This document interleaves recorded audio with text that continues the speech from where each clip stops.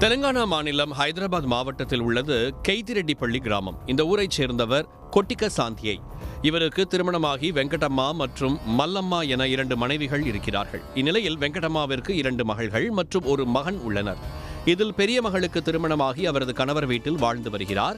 2வது மகள் 34 வயதான சொப்னா சட்டம் படித்துவிட்டு வழக்கறிஞராக பணியாற்றி வந்திருக்கிறார். மகன் ராஜு எந்த வேலைக்கும் செல்லாமல் ஊர் சுற்றி வந்திருக்கிறார்.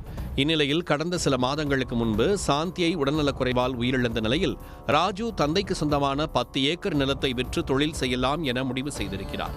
ஆனால் சொப்னா அந்த நிலத்தில் பங்கு கேட்டதால் இருவருக்கும் இடையே வாக்குவாதம் ஏற்பட்டு தகராறாகி உள்ளது.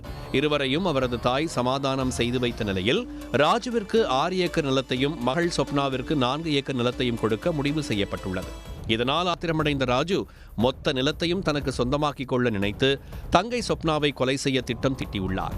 அதன்படி கடந்த ஆண்டு நவம்பர் மாதம் சொப்னா வேலைக்கு செல்லும் வழியில் அவரது வாகனத்தை டிராக்டர் வைத்து இடித்து விபத்து ஏற்படுத்தியுள்ளார். இதில் சொப்னாவிற்கு காலில் பலத்த காயம் ஏற்பட்ட நிலையில் அவர் அதிர்ஷ்டவசமாக உயிர் தப்பினார்.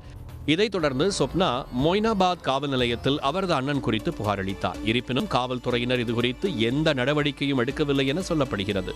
இந்நிலையில் சொப்னா தனக்கு சொந்தமான 4 ஏக்கர் நிலத்தை குத்தகைக்கு விடுவதற்காக 2 தினங்களுக்கு முன்பு தாய் வெங்கடம்மாவுடன் நிலத்தை அளவெடுக்க சென்றார். இதை அறிந்து ஆத்திரமடைந்த ராஜு தனது நண்பர்கள் சிலருடன் நிலத்திற்கு சென்று தங்கை சொப்னாவிடம் வாக்குவாதத்தில் ஈடுபட்டிருக்கிறார். பின்னர் இருவருக்கும் இடையே தகராறு முற்றிய நிலையில் சொப்னாவின் மீது காரை ஏற்றியும் கத்தியால் கழுத்தை அறுத்து கொலை செய்துவிட்டு அங்கிருந்து தப்பிச் சென்றார். தகவல் அறிந்து சம்பவ இடத்திற்கு வந்த போலீசார் சொப்னாவின் உடலை கைப்பற்றி பிரேத பரிசோதனைக்கு அனுப்பினர்.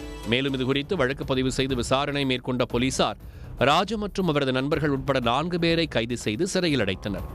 குடும்ப உறவுகளுக்குள் உருவாகும் பேராசையும் சொத்து பிரச்சனைகளும் மனித உயிரையே பலி கொடுக்க வைக்கும் அளவுக்கு சென்றுவிடும் என்பதை இந்த சம்பவம் மீண்டும் நினைவூட்டியுள்ளது. ராஜு மீது சொப்னா ஏற்கனவே அளித்த புகாரின் பேரில் போலீசார் உரிய நடவடிக்கை எடுத்திருந்தால் இன்று இந்த கொடூர சம்பவம் நடக்காமல் தவிர்க்கப்பட்டிருக்கும் என சொப்னாவுடன் பணியாற்றிய சக வழக்கறிஞர்கள் போராட்டம் நடத்தியுள்ளனர்.